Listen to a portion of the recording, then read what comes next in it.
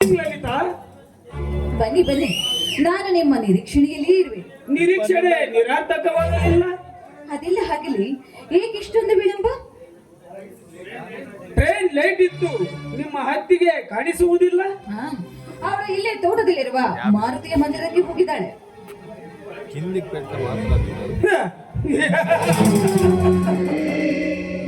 ಬಯಸಿದ ಹಣ್ಣು ಬಾಯಿಗೆ ಬೀಳಲು ಇದು ಒಳ್ಳೆಯ ಸಮಯ. ಅದಕ್ಕಾಗಿ ತಾನೆ ಈ ನನ್ನ ಮನ ನಿಮ್ಮೊಂದಿಗೆ ಮಿಲನವನ್ನು ಹೊಂದಲು ಆತುರಿತಾ ಇರೋದು. ಕಡಲೊಡಲನ್ನು ಎಡವಾಗ್ನಿ ಸುಡುತ್ತಿರುವಂತೆ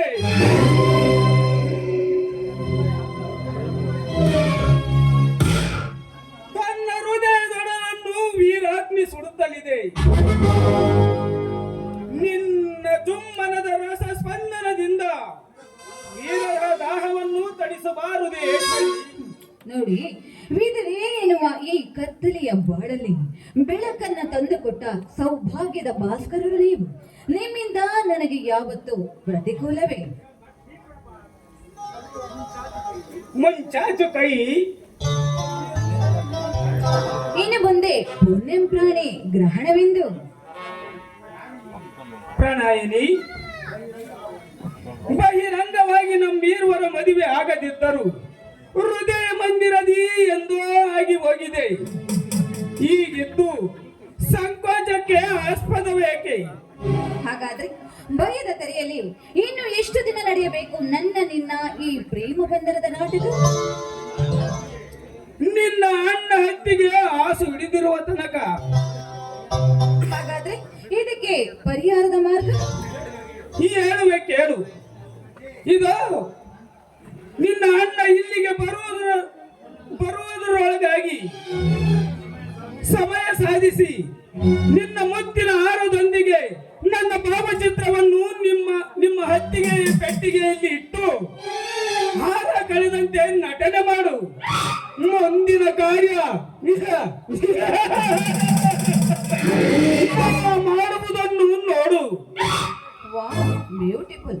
ಒಳ್ಳೆ ಸಂಚುಗಾರರು ನೀವು. ಈ ಸಂಚಿನಿಂದ ನಿನ್ನ ಅಣ್ಣ ಹತ್ತಿಗೆಯರಿಗೆ ಹಂಚಿನ ಮೇಲೆ ಅನ್ನ ಸಿಗದಂತೆ ಮಾಡುವೆ ಕೊಂಚ ದಿನಗಳಲ್ಲಿ. ಹಾಗಾದ್ರೆ ಈ ಸಮಯ ನಿಜಕ್ಕೂ ಶೃಂಗಾರ ಸಗಲ. ನುಡಿಸೊಂದು ಗಾನ.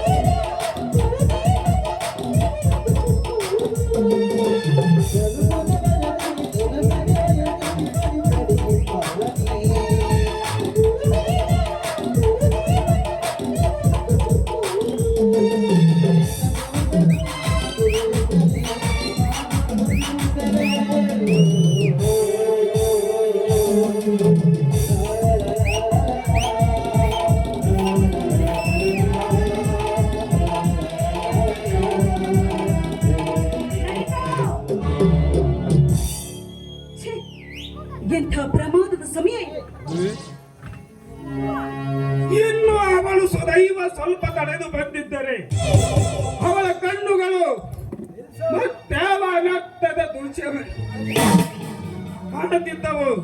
ನಾನಿನ್ನು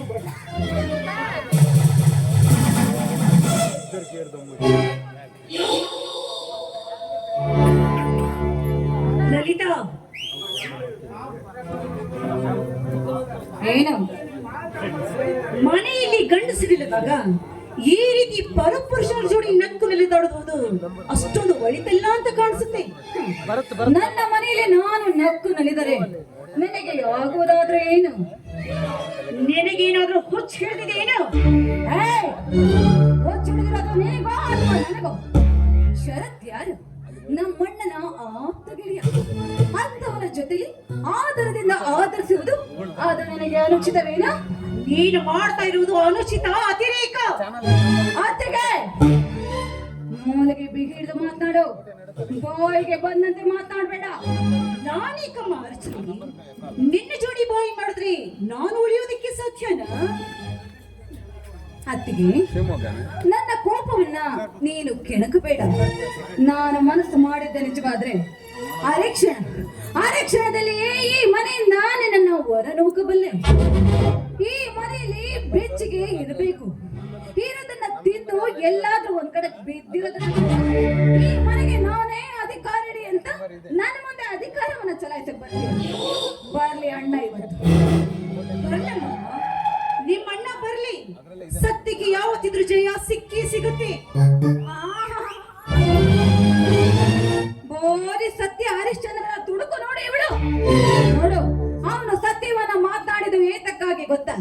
ಬರೀ ಕೇವಲ ಸ್ಮಶಾನವನ್ನ ಕಾಯುವುದಕ್ಕಾಗಿ ಅಷ್ಟೇ.